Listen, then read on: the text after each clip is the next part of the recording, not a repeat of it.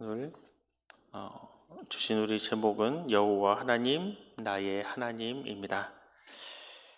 오늘 본문은 시편 138편에서 145편까지 있는 다윗의 연결되어 있는 시 중에서 7번째 시입니다. 그리고 표제어 있는 어떠한 곡조나 어떠한 배경 없이 그냥 다윗의 시라고만 기록되어 있습니다. 하지만 이것을 연구하는 많은 학자들은 이 시편의 배경이 사무엘하 10장에 나오는 암몬과 아람 연합군과 이스라엘의 전쟁을 앞두고 쓴 시라고 보고 있습니다. 암몬 사람들의 왕이었던 나하스가 죽고 그 아들 한운이 왕위에 올랐습니다. 그러자 다윗은 조문단을 그들에게 보냅니다. 다윗은 암몬 왕 나하스가 자신에게 은총을 베풀었기 때문이다 라고 말하고 있습니다.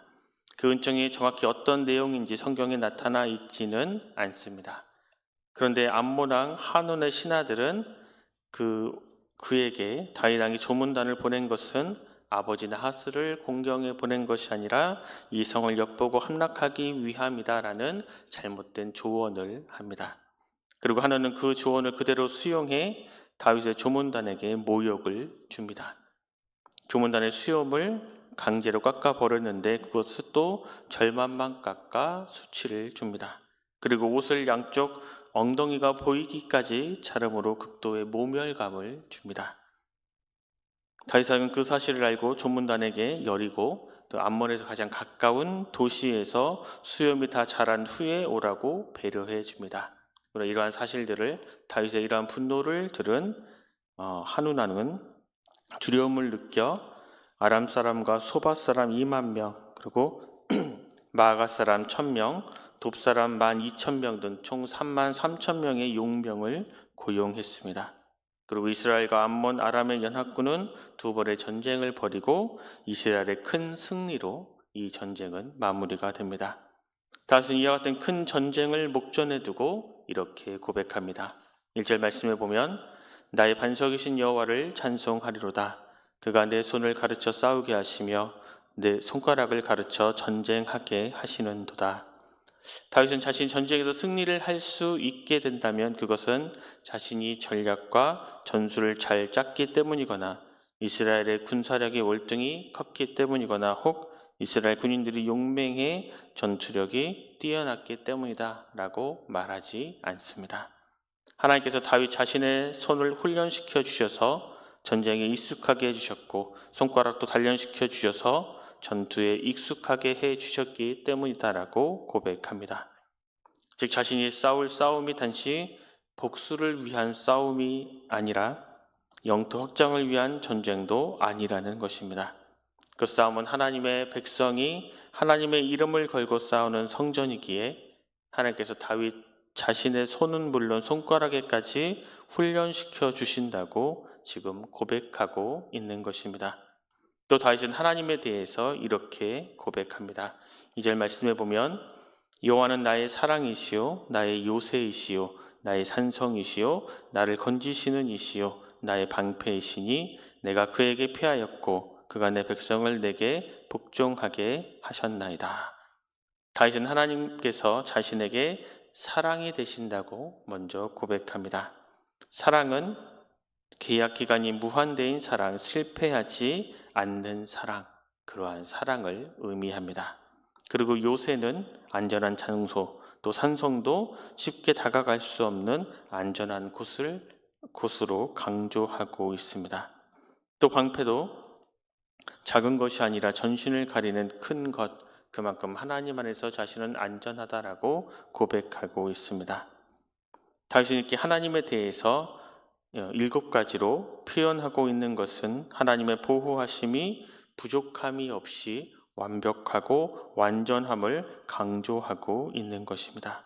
또 하나님에 대한 이러한 고백이 모두 나의 하나님, 또 내 것 등으로 1인칭 고백으로 하고 있습니다. 즉 다윗은 지금까지 직접 경험했던 자신의 삶을 통해서 경험했던 그 하나님을 묘사하고 있습니다. 그만큼 다윗과 하나님과의 관계는 깊고 풍성했습니다. 하나님께서 다윗을 이처럼 완벽하게 보호하시고 책임을 져 주시는 것이 그에게 어떠한 자격이나 가치, 조건이 있었기 때문이 아니었습니다. 다윗은 인간이 본래 어떤 존재인지를 이렇게 고백합니다. 3절 4절 말씀해 보면 여호와여 사람이 무엇이기에 주께서 그를 알아주시며 인생이 무엇이기에 그를 생각하시나이까. 사람은 헛것 같고 그의 날은 지나가는 그림자 같으니이다. 이 3절의 말씀은 다윗이 기록한 시편 8편에도 거의 동일한 내용으로 나옵니다. 8편 4절에 보면 사람이 무엇이기에 주께서 그를 생각하시며 인자가 무엇이기에 주께서 그를 돌보시나이까. 다윗은 우주를 보면서 이렇게 고백합니다. 광활한 우주에 비하면 인간은 정말 작습니다. 정말 먼지와도 같은 그 인간, 정말 미미한 그 인간, 그럼에도 하나님께서 사람들을 생각하여 주시고 돌봐주시고 알아봐 주신다고 말씀하십니다. 우리가 작고 연약하고 초라한 자신을 발견하는 그 순간에 크고 영원하신 하나님을 발견하게 됩니다. 근데 그 다음에 시편 8편에서는 하나님께서 사람을 하나님보다 조금 못하게 창조하시고 영화와 존귀로 간을 씌우셨다고 말합니다. 하지만 오늘 본문은 사람이 헛것과 같고 지나가는 그림자 같다고 말하고 있습니다. 시편 8편에서 최상의 인간을 표현하고 있으면 오늘 본문에서는 최하의 인간을 그리고 있습니다. 또 시편 8편이 하나님을 높으신 하나님을 찬양하고 있다면 오늘 본문은 인간을 낮추어 높으신 하나님을 찬양하고 있습니다. 다윗은 하나님이 얼마나 높으신 분인지 이렇게 묘사합니다. 5절 7절 말씀에 보면 여호와여 주의 하늘을 들이우고 강림하시며 산들에 접촉하사 연기를 내게 하소서. 번개를 번쩍이사 원수들을 흩으시며 주의 화살을 쏘아 그들을 무찌르소서. 위에서부터 주의 손을 펴사 나를 큰 물과 이방인의 손에서 구하여 건지소서. 하나님께서 하늘에 내려오셔서 산들을 건드려 연기가 나게 하시고 번개를 보내시어 적들을 흩어주시고 화살을 쏘아 적들을 물리쳐 주심으로 큰 물과 이방인의 손에서 건져주시기를 간구합니다. 다윗은 적군을 큰 물에 비유합니다. 성경에서 물은 두려움의 대상으로 묘사되고는 합니다.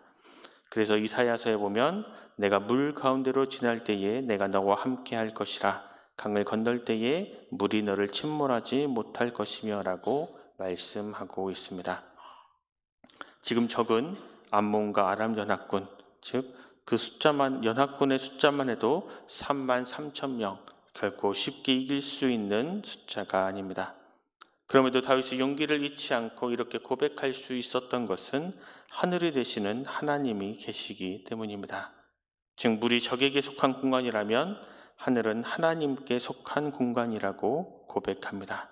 물이 아무리 두려움의 대상이라 할지라도 물이 닿지 않는 곳은 많이 있지만 하늘 아래가 아닌 곳은 아무 데도 없습니다.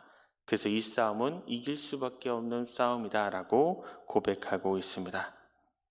또 8절 그들의 입은 거짓을 말하며 그의 오른손은 거짓의 오른손이니이다. 또 11절 말씀에 보면 이방인의 손에서 나를 구하여 건지소서. 그들의 입은 거짓을 말하며 그 오른손은 거짓의 오른손이니이다.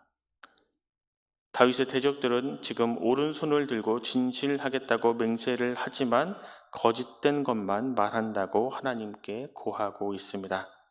암몬과 아람의 연합군들은 이스라엘에 대해서 사실이 아닌 정보와 거짓 투성이의 소문을 내었던 것으로 보입니다. 그 대적들이 아무리 거짓된 것으로 소문을 퍼뜨릴지라도 다윗은 그것에 굴하지 않고 하나님께 이렇게 고백합니다. 9절 10절 말씀을 보면 하나님이여 내가 주께 새 노래로 노래하며 열줄 비파로 주를 찬양하리이다. 주는 왕들에게 구원을 베푸시는 자시오 그의 종 다윗을 그 헤아리는 칼에서 구하시는 자신이다. 다윗은 지금까지 대적들에게 향하고 있던 자신의 그 시선을 이제 하나님을 향하며 새 노래로 찬양하며 당시의 최고의 악기 중 하나인 열줄 비파로 하나님을 찬양하겠다라고 고백하고 있습니다.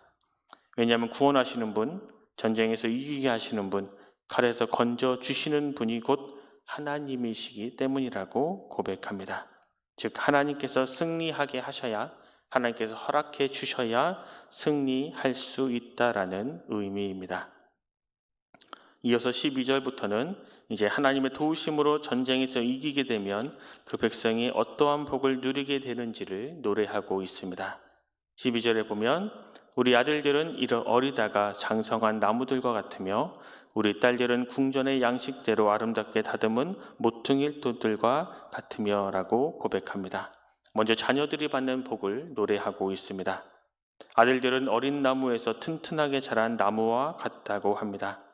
어릴 때 마을에 심은 나무가 그때는 아주 작지만 3, 40년 후에 가서 보면 우람하게 자라 있을 것입니다.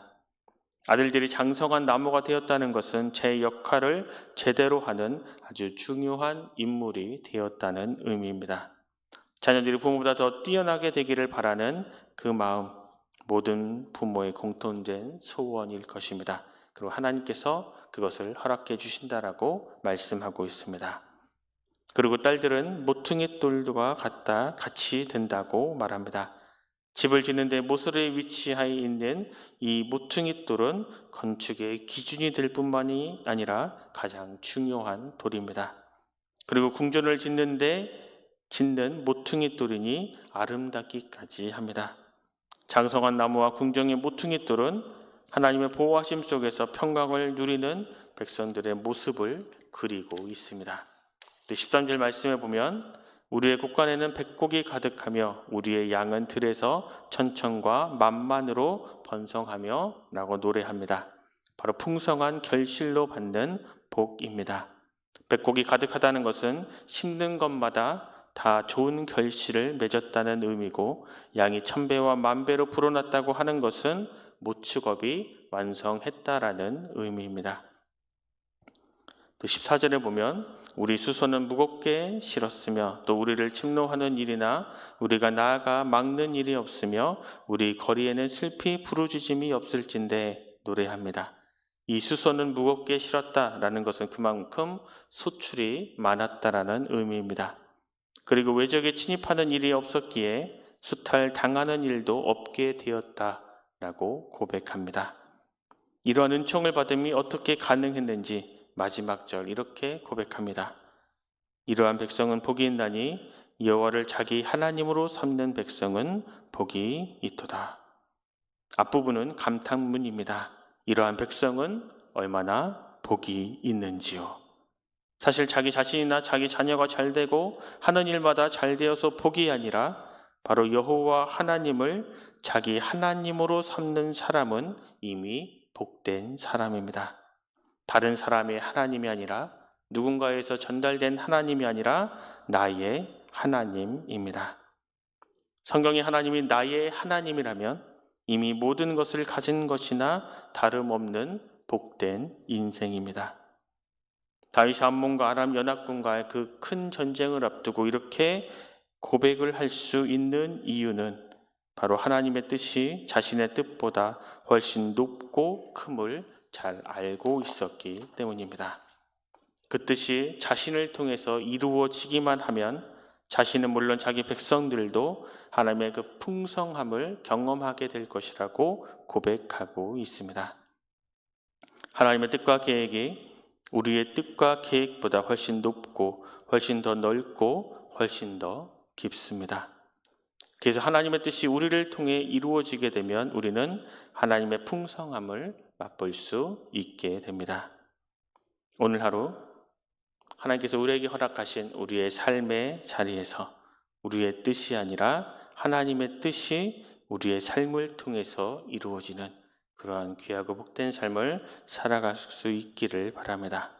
그리고 누군가의 하나님, 누군가에서 전달된 하나님이 아니라 나의 하나님이라고 고백하며 또 나의 하나님을 우리의 삶을 통해서 증거하며 살아가는 복된 날 될 수 있기를 간절히 소망합니다. 기도하겠습니다. 하나님, 우리의 사랑이시고 또 우리의 요새시며 우리의 산성, 우리의 방패, 우리의 피난처가 되어 주시니 감사합니다. 우리는 아무것도 없는 헛것과 같고 지나가는 그림자에 불과하지만 하나님께서 우리를 알아주신가, 우리를 생각하여 주시기 때문에 우리가 힘과 용기를 얻어 이 세상을 살아갈 수 있음을 고백합니다. 다윗이 큰 전쟁을 앞에 두고 오직 하나님만을 의지하고 하나님의 건져주심으로 인해 누리게 될 복을 소망하였던 것처럼 우리도 우리의 인생에서 일어나는 크고 작은 일들 앞에 담대히 주님께 기도하며 그 후에 나오는 주님의 그 큰 복을 소망하며 살아가게 하여 주시옵소서. 누군가의 하나님, 말씀을 통해서만 듣는 하나님이 아니라 나의 하나님이라고 고백하는 귀한 삶이 되게 하여 주시고, 하나님을 이렇게 나의 하나님으로 고백하며 살아가므로 우리의 평생의 기쁨과 소망이 되게 하여 주시옵소서. 그리고 나의 하나님을 또 우리의 이웃들에게, 또 우리 주변의 가족들에게도 담대히 전하는 주의 백성들 되게 하여 주시옵소서. 모두가 감사드리며 귀하신 예수 그리스도 이름으로 간절히 기도드립니다. 아멘.